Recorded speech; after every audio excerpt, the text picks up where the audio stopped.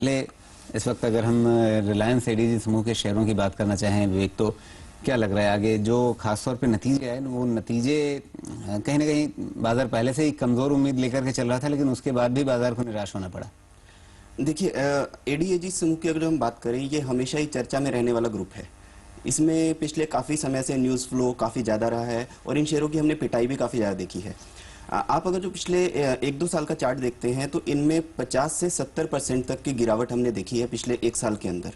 तो एक bounce back तो एक्सपेक्टेड था ही, जो कि हमने देखा भी है पिछले कुछ समय में जी, लेकिन आरकॉम और रिलायंस कैपिटल दोनों के नतीजे आए, इन नतीजों पर क्या देखा आपने?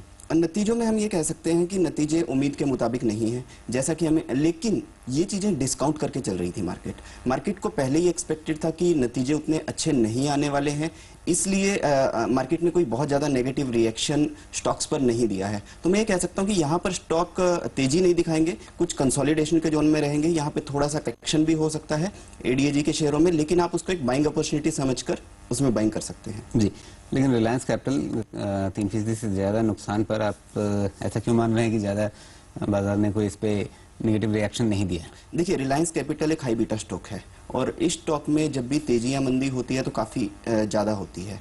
हम ये मानते हैं कि कोई भी गिरावट या तेजी 5% से अगर जो कम है एडीएजी समूह के शेयरों में, तो वो ज़्यादा नहीं है। उसके ऊपर मार्केट का रिएक्शन बहुत तेज़ नहीं आया है।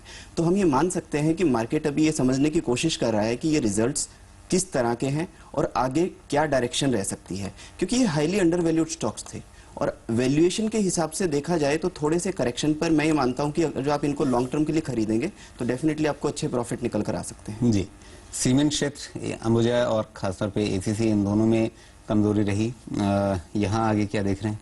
सीमेंट क्षेत्र एक ऐसा क्षेत्र है जो बाजार की पूरी गिरावट में जिसने बाजार को काफ़ी हद तक संभाल के रखा था।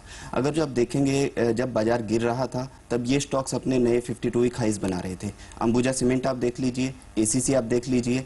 तो एक टाइम आता है जब स्टॉक्स करेक्ट होना शुरू होते हैं, तो मैं ये मानता हूँ कि ये जस्ट एक करेक्शन का फेज है। यहाँ पर कोई बहुत ज़्यादा गिरावट नहीं देखेंगे। सीमेंट सेक्टर आगे भी अच्छा ही परफॉर्म करता रहेगा। जी, अपने मेटल में, कैपिटल गुड्स में कमजोरी की बात कही है अगले दिन के लिए, तो क्या लग रहा है, कुछ खास नाम जिन पर नजर है आपकी? मेटल्स और कैपिटल गुड्स में कमजोरी की एक वजह तो आईआईपी नंबर्स हैं, जो कि उम्मीद से खराब आए हैं काफ़ी ज़्यादा, और कैपिटल गुड्स का उसमें काफ़ी खराब कंट्रीब्यूशन रहा है। दूसरी बात यह है कि ओवरऑल ग्लोबल मार्केट में हमें थोड़ा करेक्शन दिख रही है।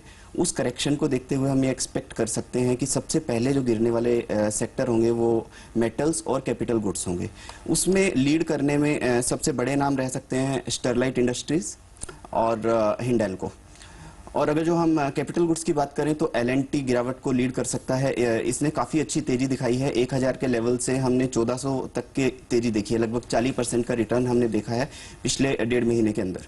तो अब यहाँ से हम 5 से 10% की गिरावट एक्सपेक्ट कर सकते हैं। तो मैं ये एक्सपेक्ट कर रहा हूँ कि मंडे, ट्यूसडे, ये 2 दिन ऐसे रहेंगे जब हम इन क्षेत्रों में अच्छी गिरावट देख सकते हैं। जी, आपने बैंकिंग क्षेत्र का जिक्र किया था, तो यहाँ पर किन शेयरों पर नजर है आपकी? और खासतौर पे अगर मैं आईसीआईसीआई बैंक की बात करना चाहूँ, ये लगभग अक्टूबर के अंत में इसने जो हाई बनाया था, ऊपरी स्तर बनाया था, उसके काफी करीब पहुंच चुका है। तो अब यहाँ से आगे क्या लगता है, वो बाधा पार हो जाएगी? देखिए, सबसे पहले मैं बात करना चाहूँगा एसबीआई की, जिसके कल नतीजे हैं। एसबीआई ने लास्ट टाइम जब नतीजे पेश किए थे तो एक बहुत बड़ी प्रोविजनिंग की थी, तो उससे कहीं ना कहीं ये डर हो गया था कि आने वाले समय में इनके एनपीएस काफ़ी बढ़ सकते हैं।